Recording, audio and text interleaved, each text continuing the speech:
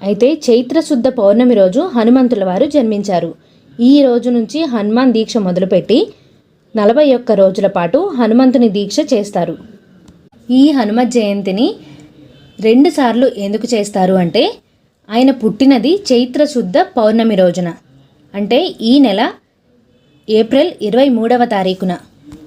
అలాగే ఇంకొక తేదీ ఎప్పుడు అంటే, ఆ వైశాఖ శుద్ధ దశమి రోజు హనుమత్ జయంతి ఎందుకు చేస్తారు అంటే, ఆయన సూర్యుని కోసం పైకి వెళ్ళి కింద పడిపోయాక బ్రహ్మగారు తిరిగి బ్రతికించారు కాబట్టి ఆ తిథి రోజున హనుమత్ జయంతిని జరుపుతారు. అది ఉత్తరాది వారు ఈ చైత్ర పౌర్ణమి రోజున హనుమత్ జయంతి చేసుకుంటారు. మనం అందరం వైశాఖ బహుళ దశమి రోజున హనుమత్ జయంతి జరుపుకుంటాము. ఈ సంవత్సరం చైత్ర పౌర్ణమి ఎప్పుడు వస్తుంది అంటే, ఏప్రిల్ 23వ తారీఖు ఉదయం 3 గంటల 25 నిమిషాలకు ప్రారంభమై ఏప్రిల్ 24వ